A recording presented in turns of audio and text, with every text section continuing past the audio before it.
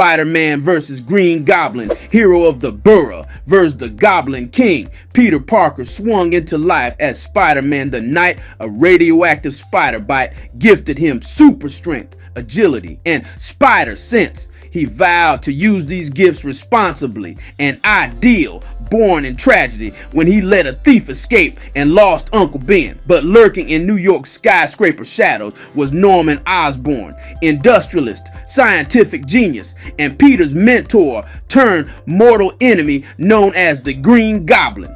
Donning a high-tech suit and goblin mask, Osborn became Spider-Man's greatest rival, an avatar of chaos targeting both hero and heart. The birth of the Goblin. Norman Osborn was desperate to save his failing company, Oscorp. Experimenting with a mysterious serum, he unlocked superhuman strength, heightened reflexes, and an unnerving manic intelligence, but at the cost of his sanity. Emerging as the Green Goblin in the Amazing Spider-Man number 14 from 1964, he wielded pumpkin bombs, razorback glider, and a deranged grin.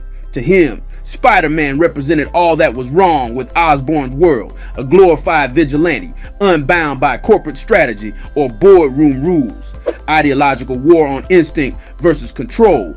Spider-Man operates on instinct and heart, saving civilians in a split second, feeling guilt over collateral damage, and striving to balance his personal life with crime fighting. The Green Goblin, by contrast, plots with cold calculation, financial takeovers disguised as citywide crises, psychological torture aimed at Peter's loved ones, and publicity stunts designed to prove that power without restraint reigns supreme. Their clash is a battle between compassionate chaos and ruthless control. Legendary confrontations on Amazing Spider-Man number 122 to 123 from Comics 1973. Their duels reshaped Spider-Man's world. In the landmark Goblin's Last Stand, the Goblin discovered Parker's secret identity and orchestrated a brutal showdown that claimed Gwen Stacy's life, changing Peter forever. In Web of Shadows, Osborn exploits a symbiote outbreak to frame Spider-Man as a villain and plunge Manhattan into debt and terror. Each encounter pushes Peter's courage to the brink while exposing Norman's tragic vulnerability beneath the mask, the endless dance of hero and monster.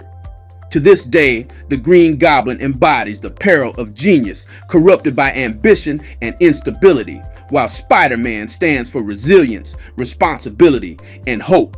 Their rivalry reminds us that every hero's strength is measured by the foes they overcome, and that behind every monster there may still be a man worth saving. For Spider-Man, every swing back toward the light is also a chance to save the soul he once admired. Captain America versus the Red Skull, a beacon against a skull-faced nightmare. Steve Rogers, frail youth turned super soldier, pierced the haze of World War II clad in red, white, and blue. His indomitable spirit rallied troops, inspired hope, and became the symbol America needed. But standing across every battlefield, spy master lab, and propaganda broadcast was Johann Schmidt, the Red Skull.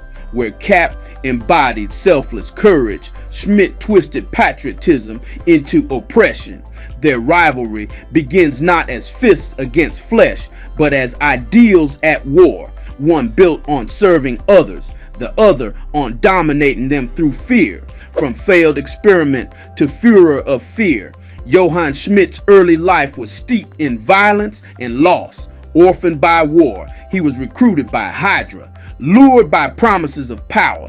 A clandestine super serum trial scarred his face into the red skeletal visage that became his trademark. In Captain America Comics number 1 on 1941, the Red Skull reveals his ambition: control the war's outcome by engineering death ray technologies and brutal Hydra squads. With each diabolical invention, cosmic cubes that rewrite reality, death rays that shatter fortresses, Schmidt sought to prove that fear, not freedom, is humanity's true master. D-Day showdowns and jungle ambushes.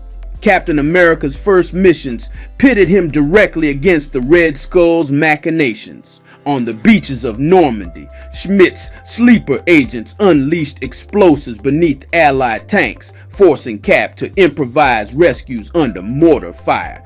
Deep in the Pacific jungles, Schmidt's chemical weapons threatened entire villages, prompting Rogers to lead guerrilla teams in hit-and-run sabotage. In each encounter, Cap's shield deflected bullets and morale-crushing propaganda leaflets alike. Their battles were as much about saving lives as dismantling Schmidt's twisted vision of order through terror, post-war resurrection, and ideological warfare. Though presumed dead, the Red Skull resurfaced again and again in cloning vats as disembodied brains, even as ghostly apparitions. In the 1984 arc, The Red Skull Lives, from Captain America number 297 to 300 comics book, Schmidt hijacks political broadcasts to reignite fascist fervor in modern America. He engineers crises, nuclear meltdowns, stock market crashes, then positions himself as the only one capable of restoring stability. Each plot forces Cap to confront a new battlefield, public opinion. Rogers must expose Schmidt's manipulations without betraying the very freedoms he defends. The eternal struggle of light versus shadow. Today, the Red Skull stands as Captain America's most personal rival. He is the dark reflection of Rogers' ideals. Absolute power corrupted, patriotism perverted into fear. Every time Cap raises his shield, he does so against not just bullets, but the insidious allure of authoritarian control. And yet, Steve Rogers never ceases believing that even the darkest souls can choose light. Their conflict endures because it asks a timeless question. When the world trembles before terror, will you stand up for freedom or let fear become your ruler? Hulk versus Thunderbolt Ross. A green colossus meets an iron will. Bruce Banner's life was forever altered by a gamma radiation accident that unleashed the Hulk, an unstoppable titan of brute strength and raw emotion. For every skyscraper crushed or cosmic threat failed, there was one man who refused to see the Hulk as hero. General Thaddeus Thunderbolt Ross.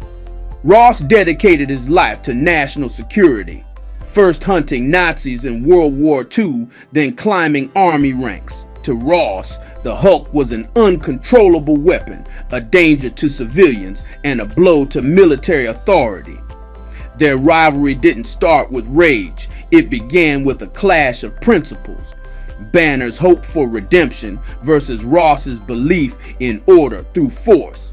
From patriotic soldier to obsessed hunter, born into a military family, Ross learned discipline and duty as a boy. He saw war's horrors early on and resolved to prevent them at any cost. When Banner's accident threatened innocent lives, Ross spearheaded the hunt to contain or eliminate the Hulk. His promotion to 4-star general gave him the authority to deploy specialized Hulkbusters units equipped with tanks, jets, and experimental weaponry. Ross saw Banner's gift as a curse to be snuffed out, vowing he would capture or destroy the monster that eluded every conventional tactic. Each failed operation only deepened his obsession, turning professional duty into personal vendetta, ideological clash, control versus chaos. Their battles extend beyond muscle to a war of worldviews. Banner believes the Hulk, though imperfect, can be a force for good, saving countless lives through raw, impassioned action. Ross insists that unchecked power, no matter how well-intentioned, leads to collateral damage and tyranny. In The Incredible Hulk, number 135 on 1970, Ross blasts gamma base with experimental sonic cannons, arguing that containment is more humane than mercy. Banner counters in Hulk number 1 on 2008. using his intellect and the Hulk's power to avert a missile strike on a civilian city. Every clash, whether in jungles, deserts, or urban canyons, underscores their mutual conviction. One fights for freedom through strength, the other for safety through control. The birth of Red Hulk. When Hunter becomes the monster, Ross's obsession reached its tragic apex in Hulk, Volume 2, Numero 1, on 2008. Desperate to gain the Hulk's power and finally conquer him, Ross volunteers for a covert gamma enhancement program. He emerges as the Red Hulk, crimson skin, heat generating, and fiercely strategic. Now armed with Banner's former strength and his own military cunning, he turns the tables. No longer a general directing soldiers, but a living weapon with lethal autonomy. Their first duel as monstrous equals Pitt's green fury against red fire, each testing who truly embodies and who can best wield the Gamma legacy. The never-ending conflict to this day, Hulk vs. Thunderbolt Ross, remains one of Marvel's most personal rivalries. It's not simply hero versus villain, but soldier versus scientist, order versus chaos, hunter versus hunted. Every confrontation forces both men to question their convictions. Can power be tamed by discipline? Can discipline stifle the instinct to protect? Their saga, spanning jungles, cityscapes, and secret labs, reminds us that the greatest battles often lie within, and that even heroes can become monsters when obsession eclipses compassion. When the dust settles, neither truly wins or loses. Their destinies remain entangled in a green and red dance that will endure as long as the Hulk's heartbeat echoes. Flash vs. Eobard Thawne, Scarlet Speedster against the Reverse Flash. Barry Allen, the forensic scientist turned Scarlet Speedster, fights crime at lightning speed, defending Central City with heart and heroism. Across the time stream looms his ultimate nemesis, Professor Eobard Thawne, the Reverse Flash. While Barry channels the Speed Force to save lives, Thawne taps his negative counterpart to sow chaos, proving that every hero's gift can be twisted into a curse. Their rivalry ignites, not in a single moment, but across timelines. Barry's hopeful future battling Thawne's obsessive past. The birth of the Reverse Flash. Eobard Thawne, hailed from the 25th century, an elite scientist obsessed with the legend of the Flash. Driven by admiration, he replicated Barry's accident, immersing himself in the Speed Force. But the attempt backfired, corrupting his body and mind. Yellow lightning crackled around him as he became the Reverse Flash, gifted with speeds that outstripped and inverted Barry's abilities. His powers let him travel through time, rewrite history, and vanish at will, leaving behind only temporal distortions and shattered realities. In Flash number 139 on 1963, Thawne first emerged in Barry's era, revealing that admiration can curdle into envy, and that the quest to be like one's idol can become the darkest obsession of all. A war through time. Their conflict transcends mere physical speed. It's a duel of destinies. Barry races to protect timelines, mending paradoxes, and preserving the future. Thawne tears at history's threads, orchestrating tragedies like the murder of Barry's mother to prove that the past is pliable. In the landmark arc Flashpoint, Flash Volume 1-125 to 129 on 2011, Thawne manipulates Barry into altering history, plunging the world into dystopia. Each collision of red and yellow lightning doesn't just crack the sky, it reshapes reality itself. Iconic showdowns.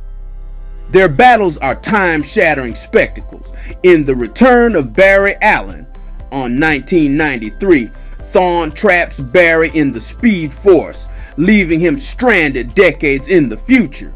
In Race Against Time, Flash Volume 2, Number 0 on 2000, Reverse, Flash forces Barry to confront the limits of his power to save innocent lives. And in the recent Year 1 arc, Thawne's stalking of a fledgling Barry reveals how every choice can ripple across years. These duels are more than high-velocity fights. They're moral tests, forcing Barry to weigh sacrifice against salvation, the endless loop of light and darkness. To this day, Eobard Thawne embodies the danger of unchecked obsession, a brilliance warped by envy into cruelty. He's the shadow to Barry's light, unstoppable because he knows Barry's every strength and weakness. Yet Barry Allen's unwavering belief in justice and his capacity for compassion remain his greatest weapons. Their eternal race reminds us that speed alone cannot define a hero. It's the choices made in the smallest moments, whether to help or to hurt, that shape one's legacy. And as long as time flows, the Flash and his Reverse Flash will sprint their timeless duel into every tomorrow.